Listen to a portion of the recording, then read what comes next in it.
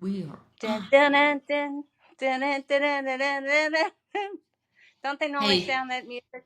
this is Lori Rehfeldt with my favorite sister. Oh, shh, I didn't say that. You Donna, didn't say that. Donna Schreiber. Well, actually, Chloe is my sister, that little rascal of a dog.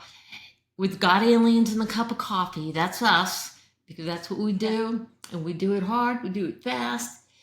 We just have fun. Fun is what it's about. However,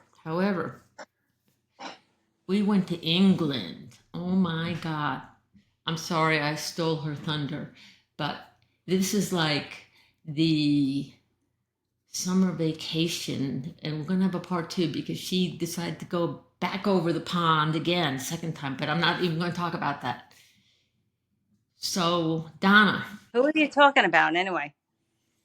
Who went over the pond? Okay. the pond, you went over to that other country. Oh. Yeah, but Yeah. we're not talking about that though.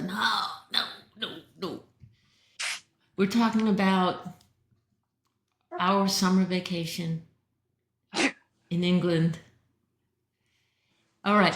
So I hope I piqued everyone's interest because it was pretty amazing. It truly was. And for me, it started So, at the airport in Tucson, and for Donna, it started in New York. Go ahead. so Lori, just say why we went. Why we went. Just Okay. give a little preview. All right. Well, about 8 years ago, and this will be really fast because 8 years ago was a long time. There was a plan. Gary Hazeltine and Dion Johnson and several other, and Larry Warren and several other folks decided to create a documentary called Capel Green. And everybody, so many people have been biting at the bit to find out, let's see Capel Green, and then, half my family, they dropped like flies, so they never got to see it.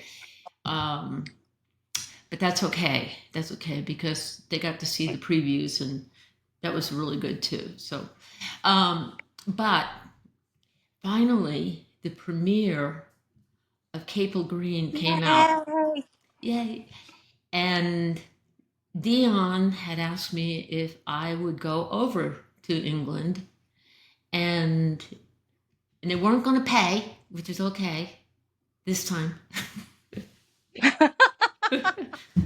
But Just saying. They didn't just saying, I could use a little help, I'm retired. I'm on Social Security. No, I'm not on Social Security yet. Believe it or not. So, what Lori, I'm trying to I just say. want to interject. Hey, Don. It's like your face is half cut off. Can you kind of Really? center yourself on whatever? Keep going. A little more. A little more. It's my older sister. I'm trying to get out of the. How's that? Now better? half your head is okay. I'm in mine. Okay. In my thing. She's in mine, and see, I'm really low in mine. A bit higher. So, Okay. So where was I? So anyway, I want to interject. I got to say something. Okay. Please. Okay. So before you get into the premiere, okay, this is my perspective as your sister. Is you tell me, oh Donna, guess what? I'm a part of a movie.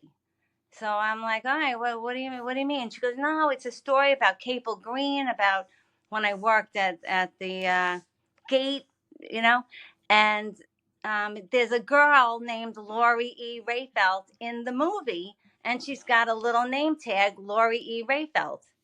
So that's what you told me. So I'm going into this premiere thinking, okay, I'm there just to see the girl who I don't know on the screen with Lori's tag. That was my reason I went to England, because that's all I knew. Lori, you never told me you were so much a part of it as you were. So I'm thinking excited. All right. So this whole time until I sat in that theater, did I realize that you were like half the movie. You were half and Larry was half. Mm-hmm. Okay. I had. You'll have to do that a few times. That'll be the. Yes. because I had so many of these moments in England. Okay. All right. So continue. So now it's a premiere. Now it's happening. It's a premiere. Donna still thinks I'm looking for a tag that says Laura E. Rehfeldt, and I was excited for that. I would have been fine with that, but there was a lot more to it. So go ahead. Well, I should just tell my version first, Laura. oh no, keep going if you want. I have to. I have to She has. because so Laurie's like, this now there's a premiere. I'm going to England. And I'm like, Laurie, you really, I don't know, you shouldn't go by yourself, Laura. This is like a big thing, And she's like, no, well, why? You think you might want to come? And I'm like, yeah, I would definitely come for this. This is like a big thing. I knew that if I asked you, Don, I knew that you would come because if I ask you something, you always are like, okay. It's like I'm there for you. Yeah. That's why I love her so much. How lucky am I to have her for a sister? This trip happened to fall on my husband's birthday. So I wasn't even sure, because he loves his birthday. But he actually was like very supportive, and he was like, "No, go. It's you'll have a great time." So I go to England now. I forget that I travel a lot, but I travel with my husband, and he's like holding my hand like I'm a 5-year-old. So now I'm going by myself to England. And so Ed's helping me get all my stuff ready and everything. And he drops me off at the airport, and I walk in, and it was just like, I can't, it's a bad word, so I won't say it. But it was just like a total mess, and I walk in, I'm like, where do I go? I don't know what I'm doing. I get to my gate. I think I'm at the right gate, but they tell me it's a different gate. So I go to the different gate, and I'm sitting there thinking, all right, all is golden. And then they tell me, I'm like, what's going on? It's like a deserted area. They tell me that, oh, wait a minute. No, your flight is on the opposite end of the airport. And it's leaving now. So I'm like, oh my gosh. So I grab my stuff, and I'm running through the airport like in a movie, sucking wind the whole time. And I'm like, oh my gosh. And the farther I get to this end of the airport, the emptier it is. It looks like I'm in a mall at night, and there's nobody there but the cleaning lady. And I'm thinking, oh my gosh, am I going to make this flight? So finally, I get close, and it's like a deserted, same thing, all deserted. There's one little lady in the corner, and I go running up, and I couldn't even breathe. And she's like, you're Donna. Like apparently they called ahead to say we got a stray dog. She's on her way. Hold the plane. She's somewhere in the airport trying to make her way over. So they kind of know, and they're like, just stand here, take your photo, and I made it on the plane. I almost had a heart attack. It was just, so I get there to England, and Laurie's plane gets, misses the flight or delay. So it's like, oh, that's okay, Donna. You just sit in the airport for 4 hours. No problem. So I get to England, and I'm sitting in the airport for 4 hours. Got myself a Bible, and I'm reading, and I'm just hanging out. So finally, Laurie comes, and then the trip begins. All right. So go ahead, Laura. I just wanted to give a little recap. Well, that's a really great recap. Mine started out that for some odd reason the airplane decided it wasn't ready to leave, so they bumped me up onto a later flight with British Airways. But then I found another flight that was leaving that I'd actually get to my original flight early. So I get on that plane, and I'm so excited. I'm like, I can't believe this is great. I'm belted in, all is great, and all of a sudden the air conditioning goes out in the plane. And I said, I don't care. It's only an hour flight to get to, if that long, to get to Phoenix. I'm like, I'm fine. They're like, no, you'll burn up. I mean, it's really, really hot. And I'm like, I don't care. So anyway, they had us disembark, and they told me to quit barking. And then, so I missed that flight. I get onto the British Airways flight, and it was pretty nice. I I got to tease some of the people on the plane that were sleeping in those pods. I told them that I'd wake them up in a few hours just to be annoying because I don't have the same seat that they do. They paid a boatload of money for it though. And so I got to sit next to this little 3, 4 year old little girl who said to me, I don't mind if you rest your head on my lap. I'm like, okay. And then all of a sudden she decided she wanted her mommy, who was across the way. And I got all 3 seats so I could lay out and sleep my way 13 hours. Man, I slept a long time. To get to England. I did wake up though. I did watch several movies, so that was pretty cool. Anyway, get to England, and I've been freaking out about. I sent Donna a text message, so I've been kind of freaking out because she was going to have to wait. I think she got in at 11, and I wasn't getting in until like 2:30, 3 o'clock. So I love the look on your face. She sent me a text, and the text looked like that too. Like, yeah, real sorry, I missed the connection, and it's like I'll see you in another 5 hours. Yeah, and it wasn't intentional. None of this was intentional, but we finally meet up, and she's there in one of her amazing outfits. I mean, you never know what my sister's going to wear, and that's not a compliment, by the way, when she says that. She kind of has a little bit of with a Diane Keaton kind of, she just puts things together that most people wouldn't think of. But it helped me a lot because I think you had a shawl on or something. She could have been a gypsy. I don't know. Oh yeah. But that's not a good word to use. So I saw her and I was so happy and she was so happy and we were happy. And then we said, let's get the hell out of here.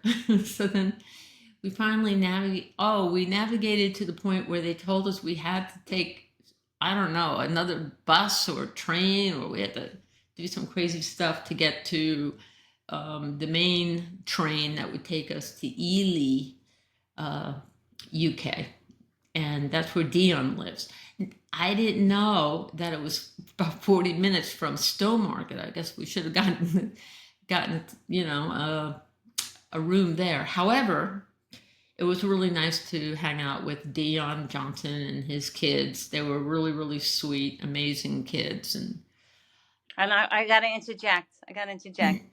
So Dion is the one who created this movie, right, Lori? Yes. Okay. So he's like the master behind the whole thing. He's the producer and director. Mm-hmm. Right. And so we meet him and his children. He's got a boy and a girl who are actually in the movie, so they're movie stars. And the nicest people, okay? And Dion is treating Lori like royalty. Like Queen of England is in the room, And I'm like looking at him and I'm looking at Lori and I'm like, wow, these people really like you, Oh. So when we're going after, go ahead, you take over, Laura, because when we get to the movie theater, that's yeah. So that night, we go out to dinner and and then that was really, really pleasant. And then we got back to the hotel and there's this big brass bathtub in the actual bedroom, not in the bathroom, but in the bedroom. And I guess back in the day, that's what they used to do, is take a take a bath in the bedroom. So it was just fun. So Donna climbed in. I took a picture of Donna. I climbed in, and she took a picture of me. Then we wanted to act like, I wanted to act like I didn't have any clothes on, so I kind of moved my shirt so it looked like I was taking a bath. And we never did use the tub, but it was entertaining. We were like, look at this, look at that, look at that. We were like kids. And then in the morning we woke up and we had breakfast at the hotel. It was a really nice hotel. It really was. Yeah. And then I love the hotel. Then at that point, it was time for us to leave. And I'm trying to think how. and Dion got all my books. I ended up ordering books, printing from a printing press in England, and they shipped it to his house. I think it was 100 books. So I think there were still 75 books sitting there. But it's something that I really wanted to do because of not only just to support the book, Rendlesham Lone Ranger, but to actually feel like I was having an offering to give people something back by signing it and doing all this, specialness. And that really made it wonderful because people, well, we'll get to that point in a bit. So anyway, so we were prepared, and I had never met Larry in person, except now I did meet him in person. I met him on December 1st, 1980 for about an hour, and I was pretty much trying to say to him, look, you can't talk to me that much because the sergeants will get really mad at me and they'll start Rehfeldt's homesteading. So, I'm like, please go. You don't understand. And I did have an opportunity at that moment. I could have told him this base sucks. If you really want, but he just got to the base. So you can't tell somebody who just gets to the base that the base sucks, that you got to watch your back, all this stuff.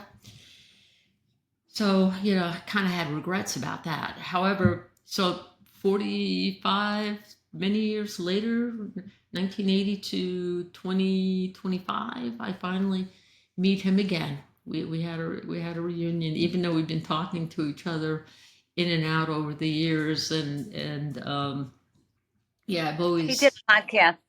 He did a podcast, He did, right? he did several podcasts, and he's just such a real.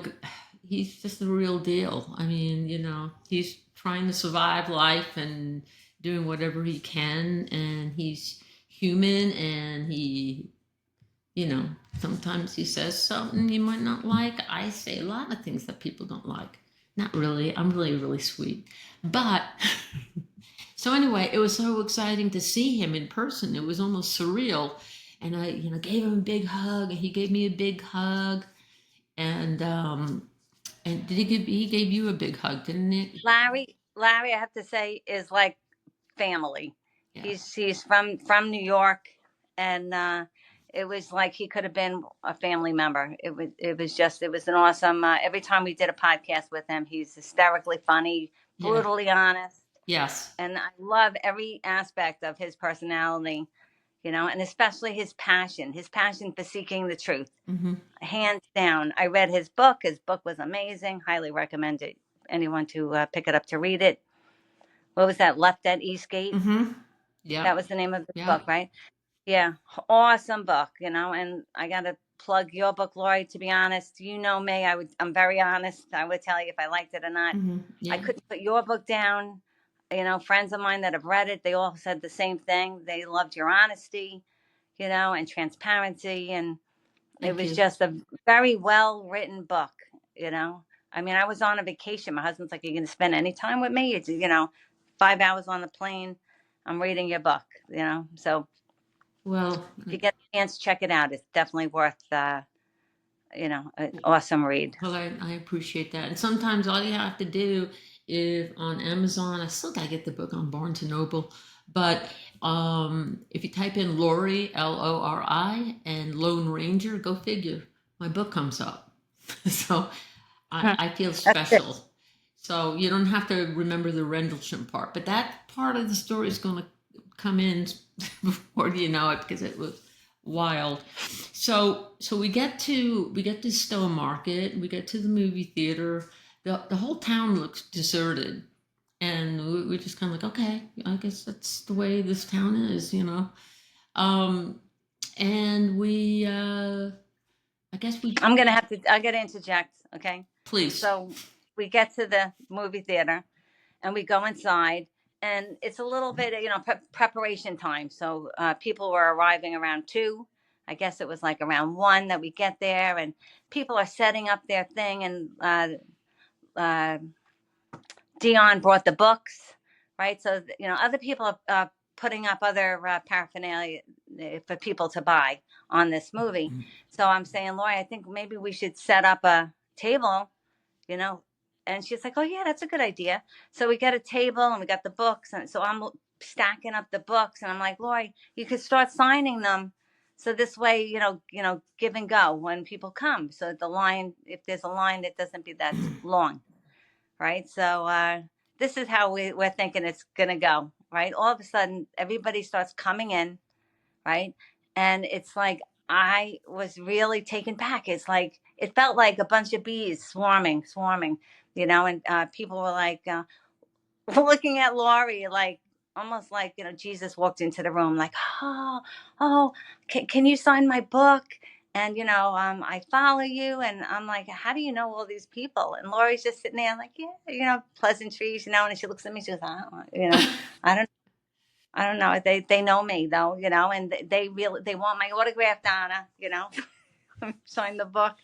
So for me, that was awesome. Like just seeing Lori's book, and they all knew her podcast, and people were telling me that they were like, I was the first one to get the ticket. The movie sold out. So many like awesome things, and they actually had like a little red carpet, taking pictures in front of the screen. It really was like legit movie premiere, and Lori standing there shaking hands and taking pictures with people, and it was just I'm just like, it's like seeing your sibling that you know your whole life, and all of a sudden they're a celebrity, and I'm just looking at them, and I'm like, because the way they're looking at her, it was like, wow, and I look and I see Lori, and Lori's like this, like, yeah, Yeah, yeah, it's me. I have to say I felt a lot of love in that room. I felt a lot of support. I felt like these are my people. I really did, because if I had the chance, I would have hugged each and every one of them and said, if it wasn't for you being there, for being supportive of Capel Green, of Larry Warren, and Dion, and all these people that have put a lot of hard work into it. I mean, 8 years worth. And I just think that I just think the world. I just want good stuff to happen, especially to Dion and to Larry.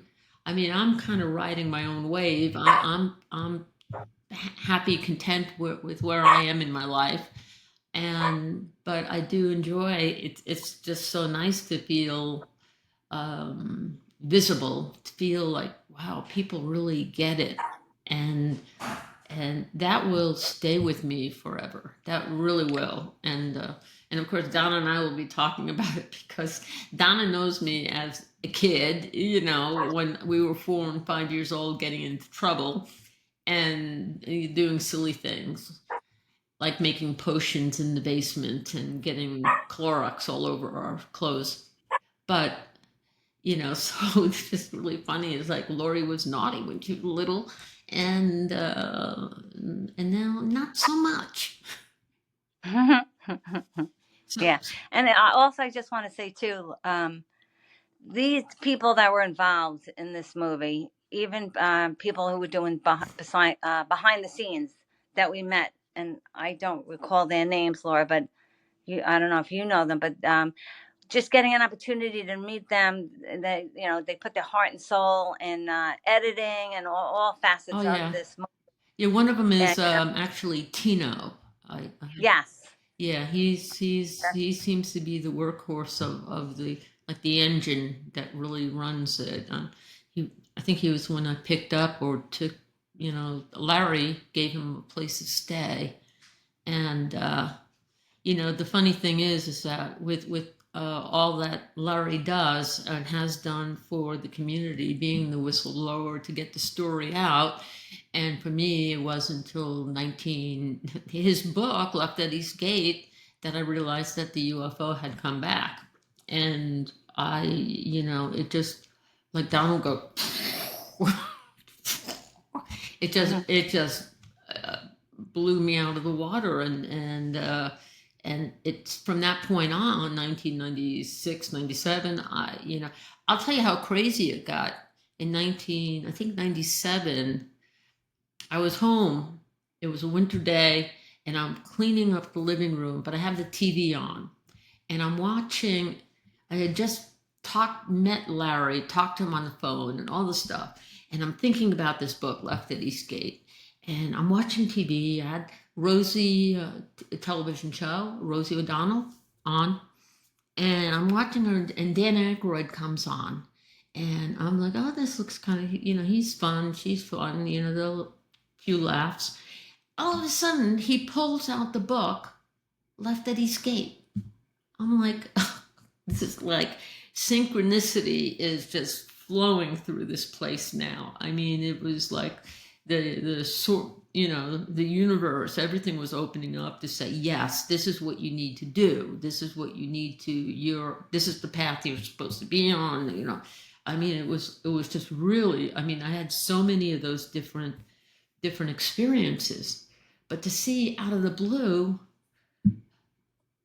Dan Aykroyd, there are like millions and millions of books out there, and what book does he pull out? Left at Eastgate. And I'll tell you, the way Larry wrote his part of the book, because I can only talk about that. The other part of the book was kind of like informational stuff, but it wasn't really the story, and I really enjoyed the story part. And the story part was pretty much him moving as if he's running through the place, trying to absorb everything he can, and then to have to deal with this whole experience of witnessing something that that they don't want you to know about. It's like, okay, we know you saw it, but now you're gonna have to shut up and all that. And instead, in your mind, you're saying, I need to understand. I need to understand what's going on, because this is just it becomes an obsession. It really does. It's like something happened to me, and that's what I feel about my situation in many ways. Something happened, and I really want to understand what happened. So this also, Laurie, I just want to say too, I felt like a lot of the people that showed at the premiere, this was the thing that really kind of shocked me too, was that they were so, and I think that's why they looked at you like Jesus walked in the room, was because they were just so happy that there was somebody that stood up and opened up their mouth like Larry did, and like did, to say, this happened to me, because other people have had instances that happened to them and they didn't have a voice, and it's like a taboo to talk about, or say that you're a part of it, that you witnessed something, right away, people will attack, and yeah. So I felt looking at the people that were talking to you, and Larry as well, that they were like, almost like the gratitude for them, like, oh, thank you so much, thank you for writing the book, thank you for making this movie, to get it out to the rest of the world, because many people have had alien experiences, and now it's a platform now that it's like it's okay to talk about, because you and Larry blew the doors off that with your honesty. And so I'm excited to see where this is going to take us. Oh, Because it's just the beginning. Just the beginning. Well, I like the idea of it opening up the conversation to other people that have had other experiences, and I do truly appreciate listening to them and them becoming my friends. One, for instance, is this man. He was stationed over in England, and about 4 years, 3-4 years after I was there, his name's Barry, and his story was just incredible, because he was like a high achiever, like he could do no wrong in his job, and he gets over to this base that I never even heard of. It was called RAF Felt Well, meaning don't feel really well right now. So, well, I did felt well, but so he shared his story, and it was just so cathartic for him, and it was very similar. I started noticing patterns that were very similar, that matched what we had experienced, which wasn't that far from where his base was. and I'm still in touch with him, and I do that with if anyone wants to share, I am more than happy to listen because it really puts these little pieces of the puzzle together, and it's just what you have to offer is is so meaningful, and I so appreciate it, especially with all the chaos going on in this world. It's like, let's focus on something where we can maybe figure out what's going on. Yeah. And even you just reminded me as we were that day in the movie theater before the movie started, talking to the people, and you were surrounded by people. So I'm standing, and this woman came up to me and she started talking to me and sharing. She was so excited to be there, and she was online. She wanted to be the first person to get a ticket, and she had her own story. And it was like, she's like, it's a miracle that I'm even here because I can't really travel. Money was an issue, and Oh. it's like God made this happen in her town to be there. And I was like, wow, you should be on our podcast. You should come on. Mm-hmm. Give me a name and number. Lori, come over here. You got to meet this lady. She's got a good story, you know. And I think that's what maybe that this group of people that all share the similar experiences, to know that you, Lori, are very, um, like an open book, and also, yeah, this could be a platform for other people to share what they experienced and to feel comfort knowing that it's okay. Lori, you experienced something, this one also. I just think God's going to do something awesome with it. I agree. I totally agree. And it was, the other part was is that we were definitely going through jet lag at that time too. So in some ways, it was sort of like being in like a dream state. It's like this is really happening, and this is, it just felt everything was connected and soft. But on the other hand, it was just that part made it even more. It was dreamlike. It really was. And then when the film started, it was, I could not believe it. I mean, I always thought that his trailers, Dion Johnson's trailers, were amazing, but Agreed. I this totally agree. film, it it answers all the questions and all the angles and all the things that the the people who are trolls, uh, what they've been trying to dismiss or say no, that's not true, or blah blah blah. um, this answers all those questions. It's like when you've got witnesses saying that, yeah, Laurie stood right next to me. In fact, Joe over here, Joe, you remember, Steve LaPlume, yeah, he was there. I don't think Steve was there, but he had his UFO experience after. But the point is that um, It was truthful. It was very it truthful. was truthful, and it was actually the airmen that were there on the ground who are talking. It's not these so-called researchers. It's none of that. It's the real people. It's a real, it's not like somebody at MOD, Ministry of Defense, opened up a cold file and said, "Oh, I'm going to figure things out." No, no, this is real people who were there who could tell you exactly what was going on, what Yeah. things looked like at that time, and that to me is gold. It is gold. Yeah.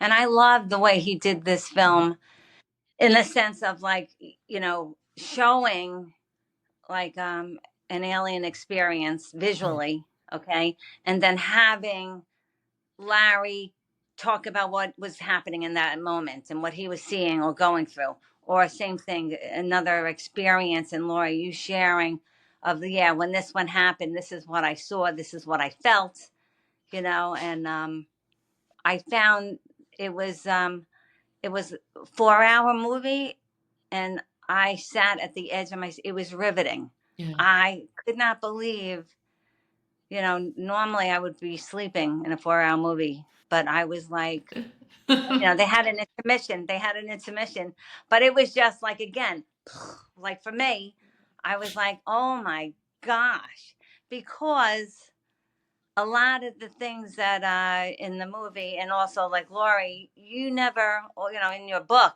even, it's not like you talked about all of this when you came home. You were pretty quiet for years until Mhm. so things that, when I was reading the book, I was reading like somebody that didn't know you, because I'm like, oh my gosh, I didn't know you were going through all that. I just felt bad, to be honest.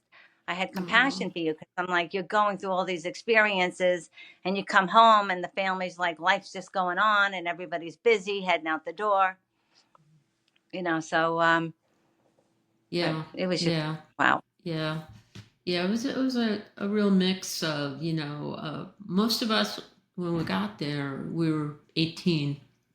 Um, and it was our first base, and so it's not unusual for, say, somebody to experience something and the first person they want to call is their mom. They say, Mom, they told me I Hmm. can't call, but I got to talk to somebody about this. I need to process this. And to me, the way it was handled was really shame on all of the people that were in the leadership positions that didn't take care of their airmen because it they were just doing it their was job. horrific. Hmm. It was horrific watching the way Larry was, mistreated, Yeah, and he was yeah, only 18 years old. It was absolutely. almost criminal. It was, for Yeah, me, I was like, wow, and not. they put so many people into.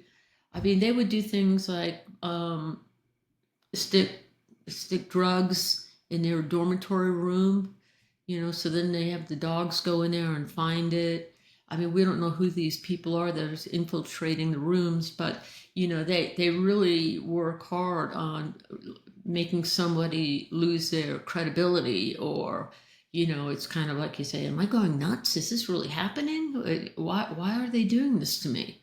Why are Hmm. they humiliating me, having me pick up rocks from one side of the road and then build up a pile of these stones to the other side of the road, which I kind of know where the stones were because it was over by personnel building, and then to turn around and say move the rocks back. I mean that was that was They do that in that prison. was They that do that in yeah, prisons. that's humiliation, and and Yeah. and that kind of behavior is offensive. It's offensive, and then for it to happen again, when Nick Pope wrote this book he wrote this story called "Theft at Eastgate." It's just full of crap because Wow. he doesn't know. He's doing exactly what they did back in the day.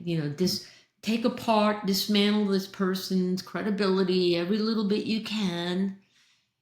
And what are you getting out of it? What are you getting out of it? You're not a researcher. You're definitely not researching. So it's the same thing. And the fact that Larry, in the movie, he went and had an official polygraph test. He didn't have to take a polygraph test. But he took this polygraph test, and I so honor him for being so sensitive to the fact that when he passed, he knew he'd passed, but sometimes you have a doubt, like, oh, what if I breathed wrong, and it comes up as liar, liar, pants on fire. But he didn't.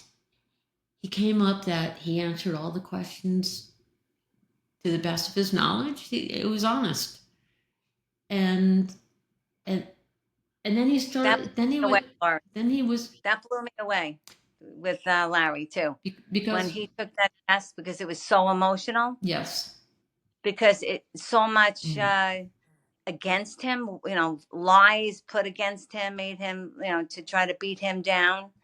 So it took a lot of courage, and Yeah, he absolutely. passed it to have tears in his eyes of like, thank you, like I'm not, here's proof, Yeah, you know. it was a huge relief, and it was so honest. It wasn't, it wasn't And it's a anything shame. fake. It's a shame that he had to do that, to say, like he couldn't just stand on his word and people believe it. Like they admonished him to a point that he couldn't even speak his truth. Right away, everyone's just discounting him, that he had to do it.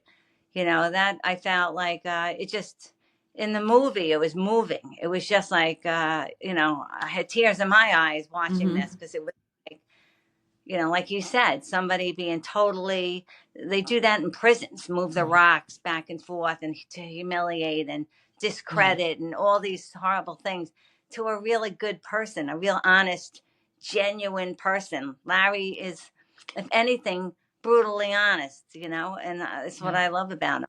But Yeah. And he's, he's smart. He figured things out.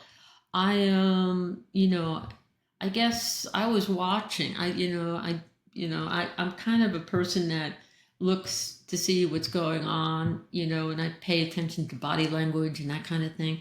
And when I see people being ostracized and I see how they're being handled, and then it gets to the point where if I stand up to a lot of these people, and in some cases I do, because I just can't stand seeing anyone being hurt or being treated like they're trash. Um, we would have these guys that would they wanted to, it was like a fight or flight feeling. They needed to get out of Bentwaters. They needed to go. It was like I'd seen it not only in my squadron but in other squadrons. They were like, I don't know. I've been in the Air Force for 10 years, but I can't stand it here. I gotta go. I feel like I'm gonna die. I feel like you're gonna die. And and of course, no one's telling you all these other layers of the onion of what's going on in this place that's affecting the atmosphere that I felt initially from the get-go, and so did Larry. And and and some people to say, and I've had people say, get over it, move on with your life. And I just, maybe it's because it's a mystery, maybe because it happened to me, maybe. And then I find it just totally cathartic, because I think all in all I wanted was, when it came right down to it, was a hug. I felt lonely. I felt like I was in survival mode when I was at Bentwaters, especially. And you felt isolated. You felt isolated, Yes, right? 100%, 100%. And I just felt like, and I do read comments from other people that have been at the base, who go on different websites that talk about their experience at Bentwaters, and it's interesting to see that there are people that had a wonderful, oh man, it was the best assignment ever, and all this other stuff. And I'm thinking, why wasn't it the best assignment for me?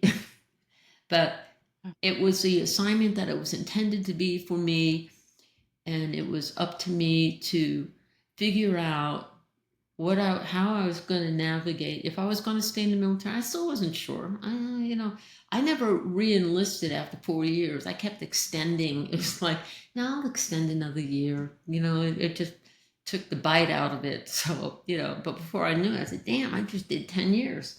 But I just felt like I needed to have a sense of control, and then I finally had a wake up that said, look, I got to get my degree. If I get my degree, maybe I can become an officer, or I can do something else, that kind of thing. Because I felt at that time at Bentwaters that I was better as a human being than the way I was treated. And there's no doubt, and there's no gray in that.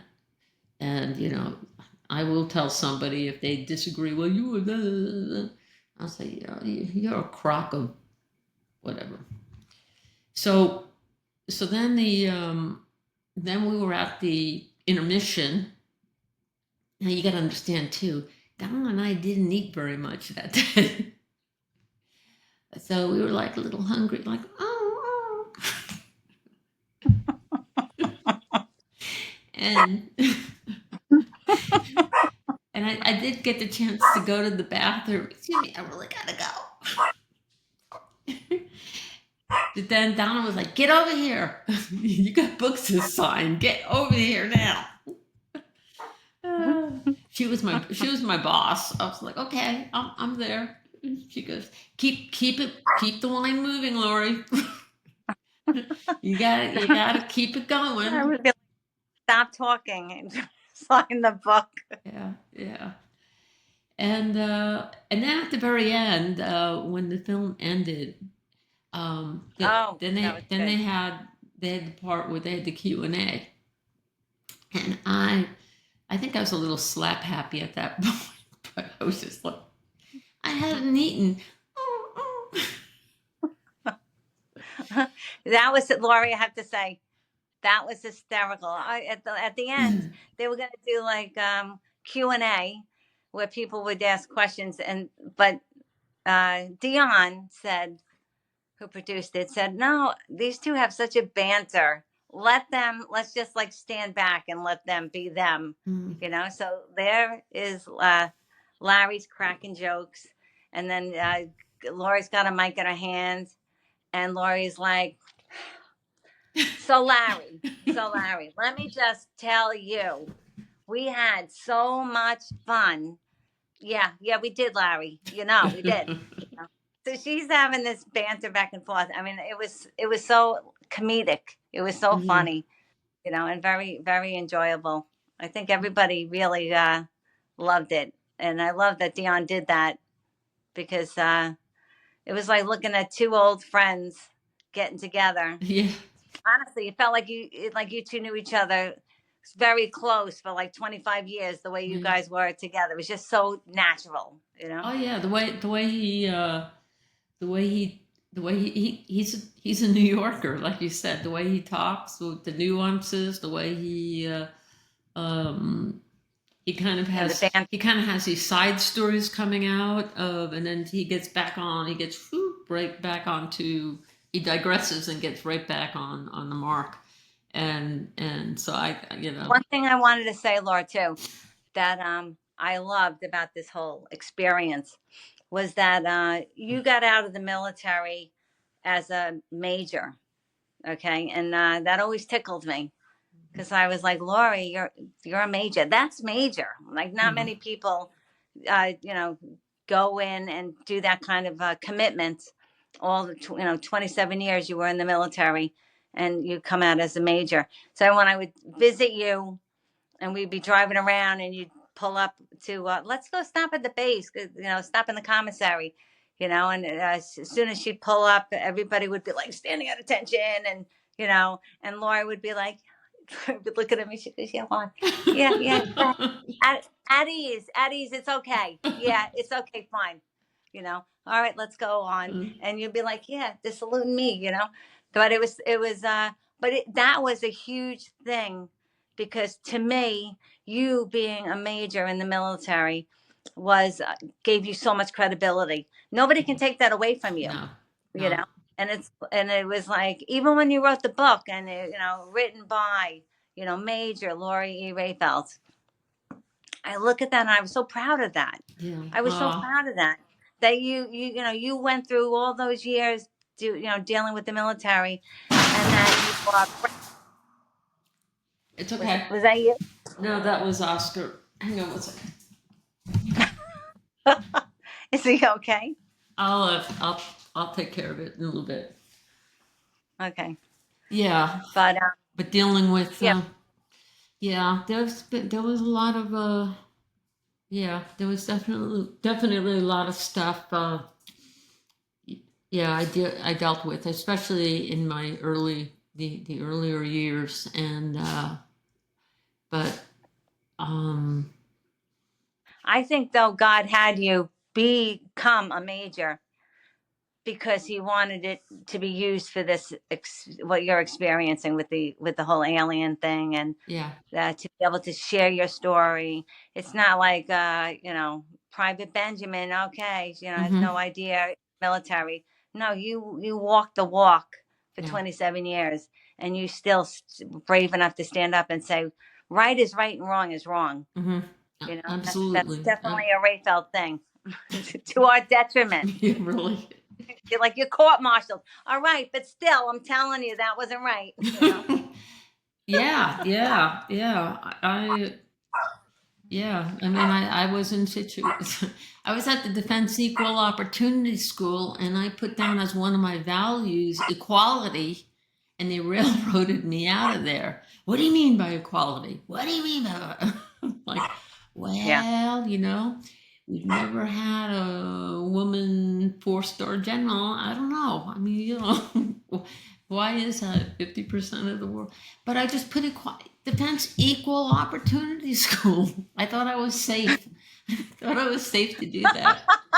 So what happened is, at the time I was I was a captain, and I thought, wow, they're really getting upset about this, and now they've Did I do something wrong? Did what? I do something wrong? That's you. Yeah, You're really. like, did I say the wrong thing? Yeah, yeah. And then they finally said, no, you pack up your bags and you go home. And I looked at them and said, and I didn't say it, but I looked at them and said, okay. And what I did, I went to the beach on their dime for a week because they were buttheads. I'm having fun on the beach, guys. So, yeah, it was just strange how you can go into places, and all of a sudden you realize, this whole place is toxic. And that happens. There are places in this world you will go into, and it will be toxic. And I'll just let you know something: is that do not let anyone burst your bubble, even in a toxic place, because they will be walking around with these pins, and you'll say, "Yeah, your pin's going to break on my bubble." So, so just believe that there are toxic people, and they're just, you just gotta. You got to realize that you're better than, again, the way you're being treated. But yeah, no, I've had it throughout my life, even as a captain. What? I put equality down. Isn't that what we're trying to focus on? That everyone is treated fairly? No. No. It's like, and I'm like, okay, I don't know. I read the books. My definitions are these words. What does it means to be fair? It means, you play Monopoly, and you don't play Monopoly, because that's I just don't like that game. Because my sister Christine gave me a bunch. You played a lot of Monopoly. Yeah. You played a lot of Monopoly. Come here. And See the dog barking. here Oh my God. This is Oscar. Can you say hi to him? He'll see you.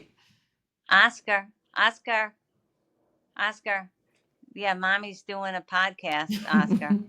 Oscar You're said, killing the vibe. yeah, You're killing the vibe a little bit. Oscar says, look serious. "Aw, Aw, he loves you. Oh, he does. He really does. Yeah, he's like, he's a good boy. He is a good boy. Keep him on your lap.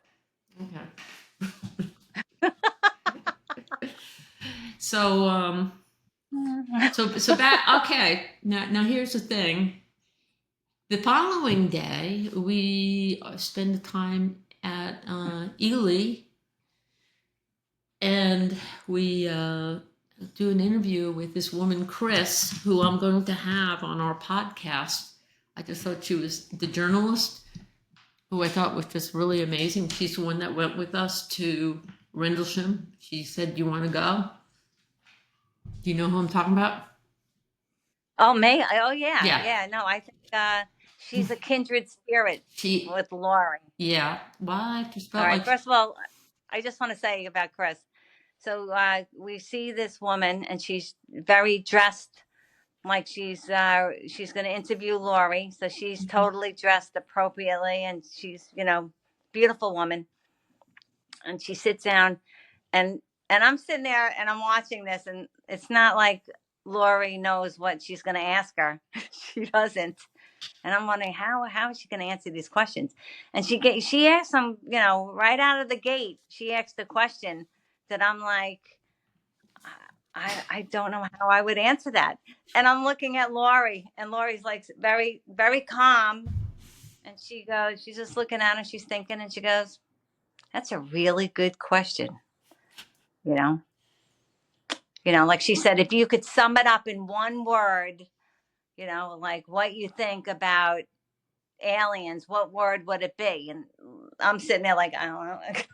I don't know what she's gonna say, but it was like something like that. But it was an amazing interview, I thought, and even the questions she's asked or whatever. I don't know what she's doing with that, but I wanted, if she's putting it in a magazine or anything, I definitely want to get a copy, because it was really well thought out questions that were like, yes. wow, I'd want to know what Lori thinks of that, Oh, yeah, And that yeah. was another thing too. The whole time I was like, wow, these people, they're really interested in you, Law.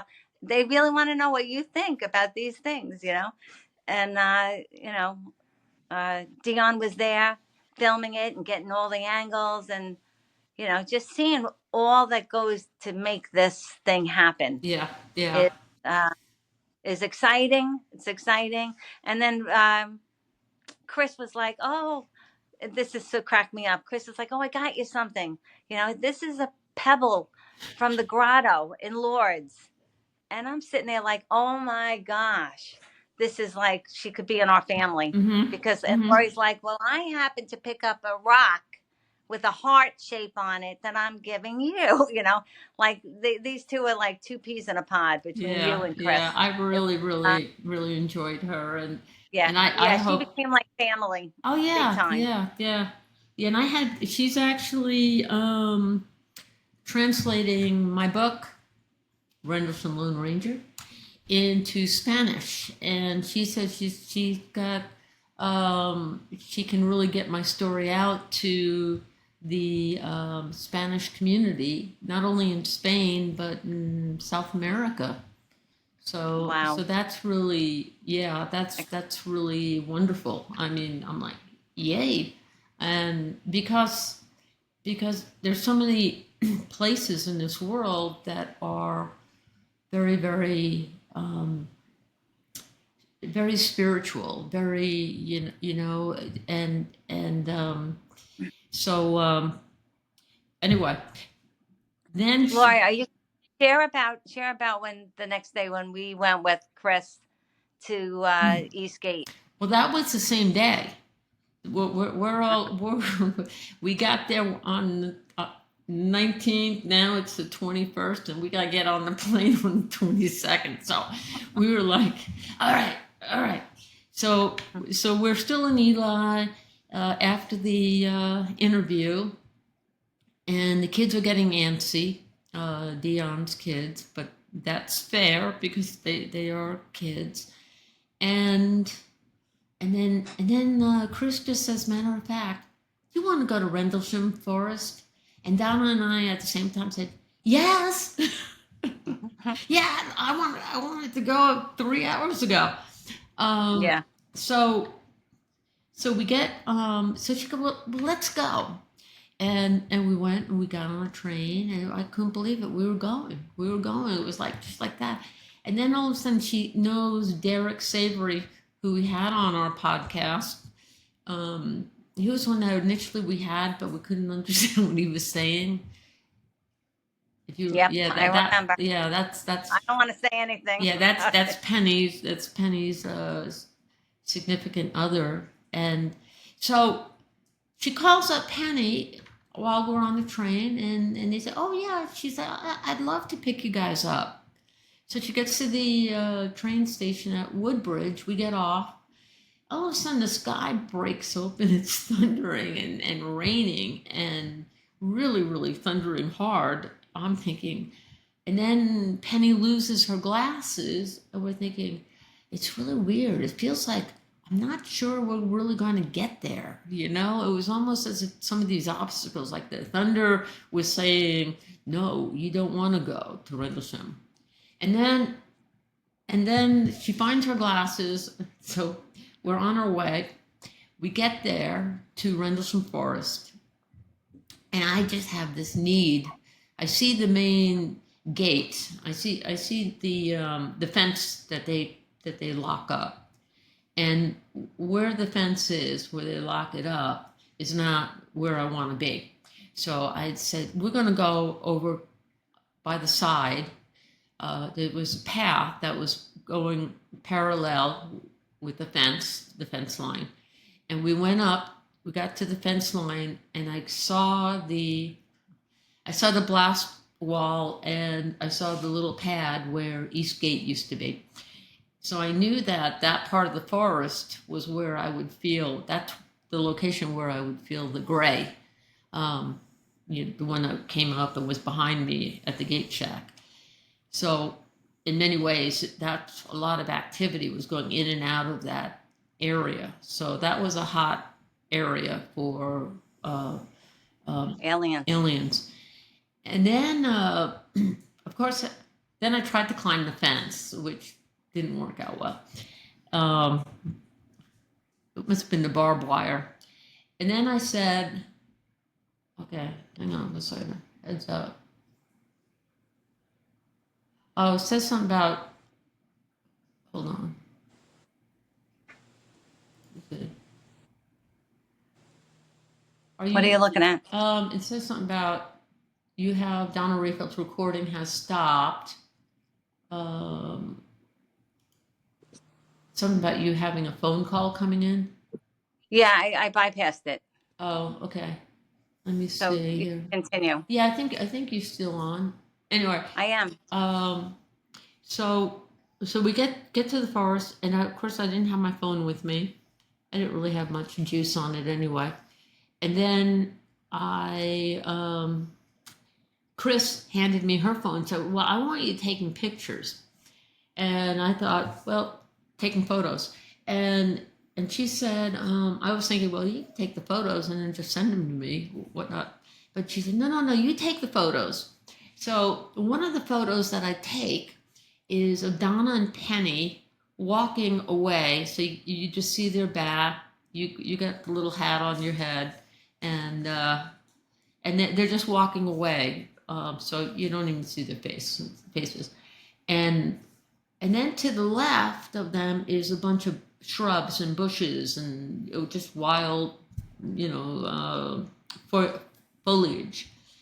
And I didn't think anything of it until Chris said, "Lori, you have got to see these photos." And I'm like, "Why?" She goes, "Because there are beings in these where these bushes are." And she pointed out two of them. And I looked at it and I said, no, I think it's about 30 of them. There were some that looked like foxes. They looked like foxes. And they looked like pigs. One looked like an ape. I mean, they looked like different animals. Some looked like birds. One looked kind of human. So it was just really kind of interesting. Did you see that? Did you see those photos? Yeah. Okay. Yeah. And It was again yeah. because I at first you're like, do you see anything? And I right away I saw two decent sized beings. Mm-hmm. So I said, and I didn't really look more closely than that, just what I saw. Like Chris saw too in the beginning, and Mm-hmm. then Lori circled all of the other ones, and I was like, oh my gosh, and you can't deny it. Do you have that picture? I mean, I have it in my phone. Yeah, I do. But I mean, I'm doing the Zoom on my phone, so I can't put it up. Oh, okay. I'll But put it up later so people yeah, can see it because yeah. And it's I just want to give you Rendlesham Forest, okay? I'm giving you like my layman's view of what this was like, okay? And I could not believe, okay, first of all, the forest, they're not kidding. It's dense, and like the trees were giant, like Yosemite Park, giant trees, and they were like super tall, and like they were in rows, very dense rows. It was like I can't even imagine what it looked like in the sky, like very organized.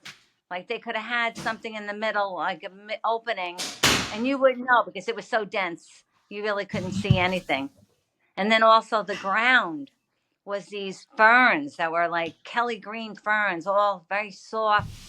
I mean, it was honestly, it was like magical. I felt like I was in a, I don't know. It was like a otherworldly spot. I've never seen anything like it, until I went to Ireland, and then I saw where Game of Thrones with the trees, the gnarly trees, and I was like, wow, that was kind of cool too. But yeah, this place was definitely beautiful. I yeah. have to say, beautiful. And what was really interesting about it too is that when I was there in the military, in the Air Force at the time, the area felt angry. There was anger. It felt angry. I felt. I mean, the littlest thing you could feel the stress on this base, and you're looking out and you're saying, "There's nothing here to be stressful about. Why are we feeling so stressed out?" This time, I really felt. First of all, there was a rainbow, so it was almost as if it was welcoming us. It was like, come on over. We really, We haven't seen you in a we while. haven't seen you, and we really love you, and we want to put our best foot forward. And I was just like, this is amazing, and I think when we saw those beings in the photos, I think that was them showing themselves to say, we really like you. And I mean, I totally felt as if they were showing me that they're really not afraid, and they're really wanting to welcome. But I guess like all animals, I mean, wild animals, say in the world, and I'm not saying that these are wild animals, but you go outside and you see the wild birds, and you can't really walk up to them because they fly off because they are taught to um, look at humans as like what we are, is that we kill animals. So that's why a lot of animals aren't trustworthy. When we went to the Galapagos Islands, it was completely opposite. We could actually go up to seals and different animals, and they were like, "Hey, how you doing?" And I mean, it was really fascinating because no humans on for hundreds of years, thousands of years, have killed animals there, so they get to live out their lives and whatnot. So it's interesting that and I really believe that if there was a being that came out and wanted to meet us, say, you always see the cartoon of there was one cartoon by Gary Lawson where it's these arms that are coming out of the ship, and this farmer walks up to the arms and starts shaking them. He was trying to shake his hand, but not realizing he was actually shaking his head or shaking whatever part of his body. Um, but it's us humans who, I think we just need to learn to be kinder and to be caring and to be more sensitive. to the beings that are out there.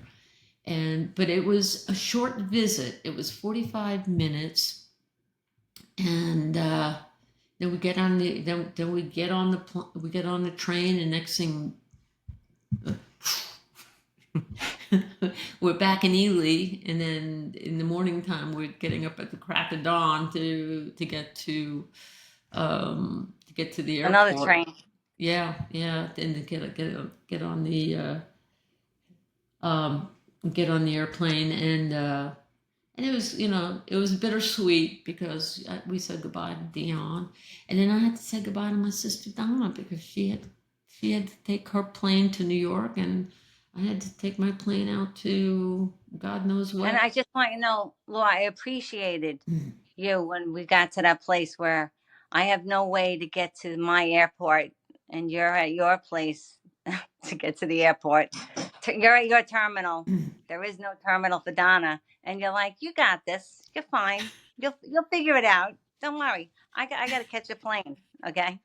So Laura, you leave. I turn around, and the two people who also were looking for the terminal that they didn't have one for, they start running full speed up the escalator, and we're like in the subway, and I'm like, oh my gosh, what are they doing? So I go running after them, and I get to the top of this thing, and again I'm sucking wind, and I'm like, where the heck is this terminal? And this man is like, follow the blue signs. I felt like, follow the yellow brick road. So I'm running, and I get to this place where it says the right terminal. I get inside. I'm feeling like, thank God I'm doing this. I can do this. Same thing. I get out. I go running to everybody's running in one direction. I go running with them. I don't know where I'm going. I see them running. I'm running with my luggage, and finally get to the end of the airport of this terminal. And I'm going, I see everybody else has a terminal number but mine. I'm like, where's mine? Oh, yours is all the way at the other end. All the way at the other end. And downstairs outside the building, I mean, it was like a joke. I said, am I being punked right now? Where's Ashton Kutcher? So I go running again all the way down, take the escalator down, run outside the building. I finally get to where I know I'm in the right spot. And I'm like, okay, I'm at peace. I'm used to in New York, you go into get on the plane right out of a doorway, like they put the plane right up to the building. This was not the case. I get my thing, and they're like, okay, with my 2 heavy bags of luggage, and they're like, oh, okay, go out the door, go down the steps. Now I'm walking around the parking lot looking for my plane. I'm like, is this for real? Get on a bus with a bunch of sweaty people. Everybody's sweating. It's hot there today. And I'm like, oh my gosh. I finally get to the plane. I got to walk again, carry 2 flights of stairs with my heavy luggage. Nobody helps you. Oh, don't worry about me. 65 and I got to carry 100 pounds. It's okay. I can do this. The whole trip. I mean, it was comical. It was comical to say the least. Yeah, no, and when I left you, I went up. Oh, what'd you do, Laura? What'd you do? Did you have a bagel, and did you have pancakes or something? Because you're like, don't worry, Donna, figure it out. It's I don't know what to tell you. Oh my God. Yeah, I got up to I got to wherever I was supposed to go, and I was heading through the customs, and they told me you need a boarding pass, and of course my phone wasn't working, so it's like I had to go down and get a boarding pass. And I went down to get the boarding pass, and they said, oh, that's locked up now, so you don't have to, it's kind of like you're screwed. And so I ran back upstairs, and all of a sudden on my phone, there was the boarding pass. I'm like, okay, thank God. So then I go through the customs, and then they take me through, I'm trying to think. It's like you have to go through 2 steps. And then it was another step that it was like, there were like 300 people ahead of me. And I'm thinking, man, I'm losing time, and yet you have to show your passport and all that other stuff. So it might have been part of the customs. I get through with that, and next thing you know, I'm running, probably running in the same direction as you are, and I'm running, and only to find out that I have to run in the other direction. so, so I run in the other It's a direction. Rehfeldt thing. It's just a Rehfeldt thing. It's So just I run in the other direction, and now I'm going through duty free stuff. So instead of having a straight line to go through the duty free stuff, it's it's this winding thing going and I'm thinking, man, I just had to run another 2 miles just to get through duty free because they want me to see everything. And then we finally get through, and now I'm taking those little conveyor belts. Every 10 feet, there's another conveyor belt, and I'm at the far end, and I run, and I finally get to the door, and I'm kind of sweating and I'm shaking, and they said last call. So the woman, the flight attendant, looks at me, and I'm sweating. She go, okay, it looks good. Oh, your bag. I don't think it'll fit under into the whatever. I'm like, what do you mean? It'll fit. It fit before. It'll fit now. And they said, no. We need to take your bag and we need oh my to gosh. look. And I'm like, here, take the damn bag. Oh, and the big thing that stopped what the customs was the candle. I had a candle in my bag, and they were like, oh no, we gotta test that was the customs people. Oh no, we got to test this candle because we think it could possibly be a bomb. I don't know. I'm thinking, shit.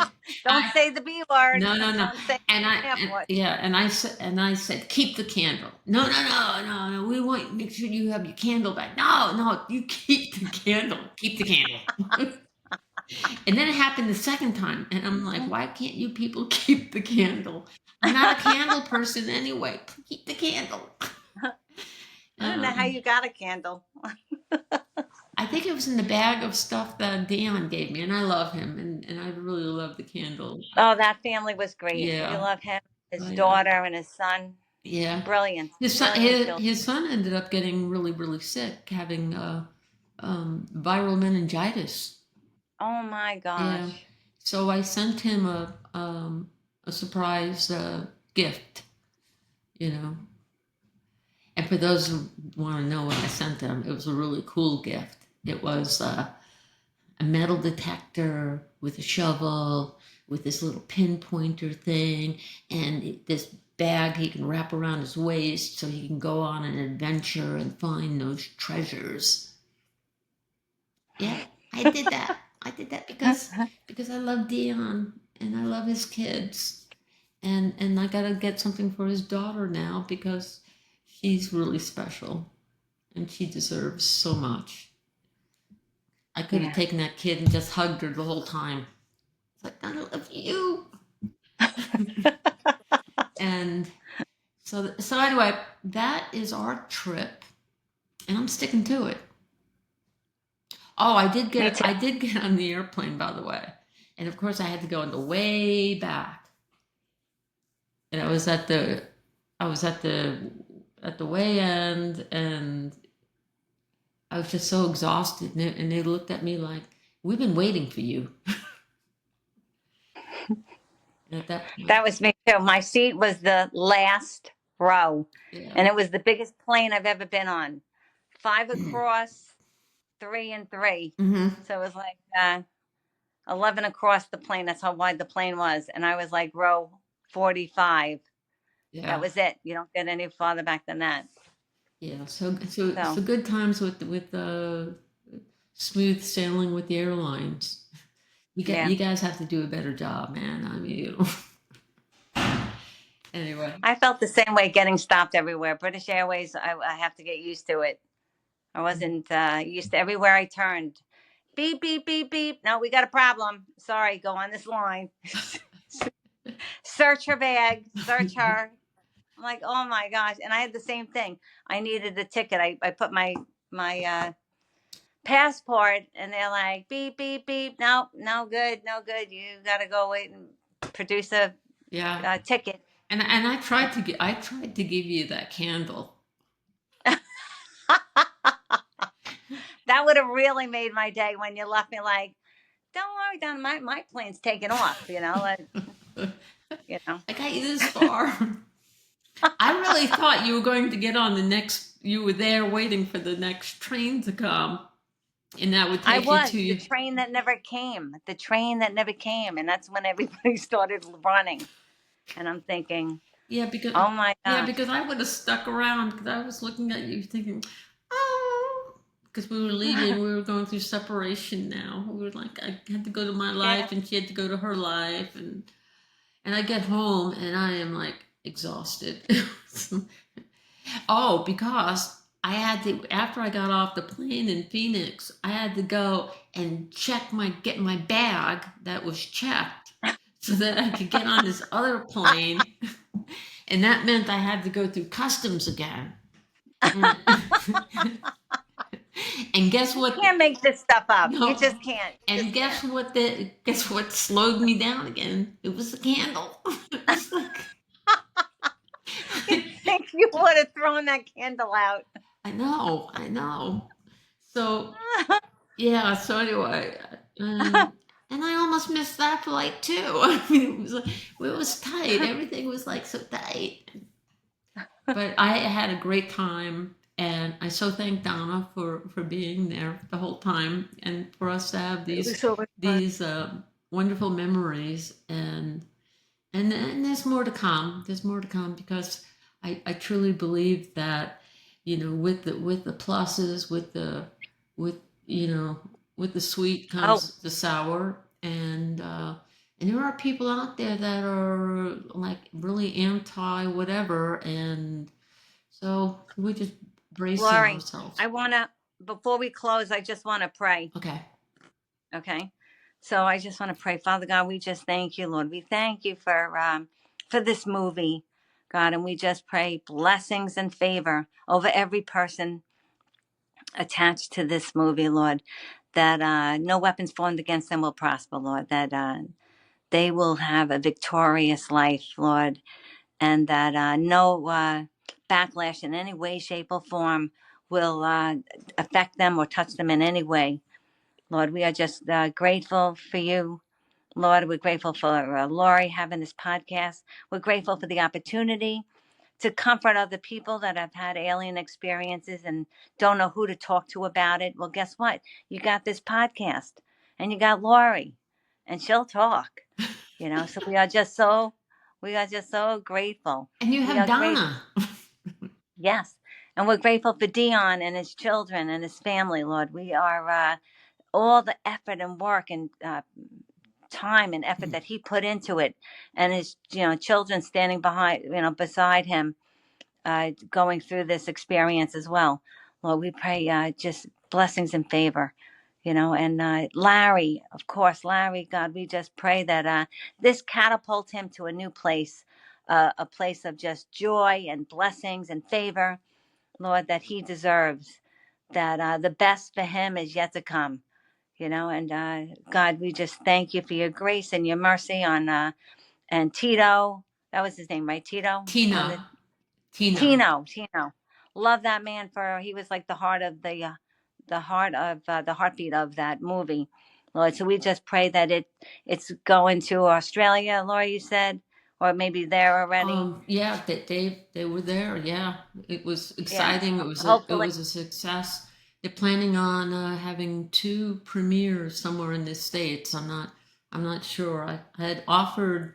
We have a movie theater down in Tucson, but I was also thinking maybe that old movie theater in Smithtown. You yeah, know, yeah. to have a I could premiere. ask. I could ask, but we just pray that wherever it goes, that it light a fire, that that it just magnify and multiply, Lord, that other people see it and want to explore it, Lord. And I pray for anybody, Lori's book that she works so hard on. I would not recommend a book unless I really honestly believed you would enjoy it. And it was amazing, a credible, good read story, not only about what Lori experienced, but just her own personal journey through this thing, Lord. So we just thank you, and we just pray that her book gets out there, that people read it and pass it on, pay it forward. So, Father God, we just thank you, and we just seal this prayer in Jesus' precious name. Amen. Amen. Thank you, Amen. Donna. And That again, was so much fun, Laura. So much fun reliving reliving your story. oh my God, Yeah. I was so looking forward to this. I'm probably going to include excerpts also from when I videotaped you on the train. Yeah. Yeah, because that was Yeah. you were like, We got to try to get Chris on, and that other woman who gave me her name and number. I okay, think I sent it to you. yeah, You remember? yeah. No, I'll look it up and yeah, Yeah. it will do that. And we could also put it out there that if anybody has a story, alien story that they want to share, Mm-hmm. or an experience or whatever, this is the place. This is a safe place where no judgment, you know? Oh, absolutely, absolutely. I really, Yeah.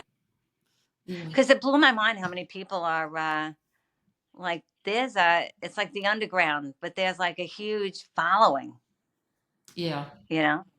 yeah, and I think it's How long you been doing this, Laura, when you started with that Facebook Rendlesham? for about well, ever since 1996, I was just getting really involved with talking about it a lot. And then uh, I got in touch with these two guys who, So like 30 years. 30 yeah, years. yeah, Right. yeah. Wow. Wow. I was just going to say I got kicked off of this website called Justice for the 81st Security Police Squadron in 1980. And I'm thinking, well, I was there. you know, why am I again? It was almost as if, why am I being marginalized again? I mean, come on, Yeah. people. And I got really mad. And you know what happens when I get mad? I'm like, I'm like, all right, gotta do things my own way. So hence the Lone Ranger came out. It's Oh, like that's, the Rendlesham Lone Ranger because if I don't do it, no one else is going to do it. yeah. So I got to Yeah. do it myself, and I'm good. I'm good about it. I'm fine. I'm comfortable with it. And I don't care what Yeah. people. I really don't care. I mean, I don't. If people have anything negative to say, again, it's like they can do it on their own time. I just have Yeah. no tolerance for it. But Yeah. and I I don't. don't blame you. Yeah. Be the same way. That's your truth. You know, Exactly. you don't Exactly. have to like the site. You don't have to like the podcast. Just move on. you know. That's right. Because somebody likes it. Oh, I know who likes it. Donna and Lori. Yeah. And yeah. this is also a legacy too. Think of, what we leave our kids before I die. And don't forget, Ryan, in case, look at God, aliens, and a cup of coffee. And of course, Ryan would say, "Mom, I know you like a book. You're not going to show me anything. You've always been an open book." did Did you see that video that I made? I don't know if I sent it, of me doing the Irish jig, and then at the end, I was like pretending I hurt my back. You remember that? I'm trying. I don't know. I'll have to check. All right, let me know if you did. Okay. I'll have to send it to you because we're in this place where all these big giant buses with Oh, you tourists are told around. you told me about it. Yeah, yeah. Yeah, And there was a yeah. guy, and he didn't look like he came The from. accordion guy, right? So Mhm. after I do my jig, the next shot is my daughter was filming this. Is me sitting there talking to the guy, and I look like I'm Italian because my arms are like, Mhm. Mhm. uh, Well, you are because Italian. yeah, but the whole time I'm doing this, Irish jig, the guy's got a stern face on, very like, you know, Uh, and I'm dee dee diddly diddly diddly diddly. And Yeah, then you're finally, like Lucy stomping on the grapes. yeah, yeah. And then finally he cracks a smile, like I broke him. But he turns out he's from the Ukraine. Uh, So I was like, oh, I'm praying for your place where you're from, and maybe that's why he was so stoic. They're stoic over there. yeah, yeah. I don't Yeah, know. I don't know, but yeah. yeah. But Lori, we got to do an Ireland trip. Okay. Seriously, it was so much fun. You know, Yeah. you, So you'll show me the Ireland I never saw. yeah, yeah. I really want Molly to do it too. That would be nice. Yeah, I don't That think she would, but well, I you think never it would know. be hysterical. Us Yeah. three in Ireland. All right. Well, Anyway, all right. I love I you, love you and too. I'll talk to you soon. Okay. Okay. Take care. Like, Bye.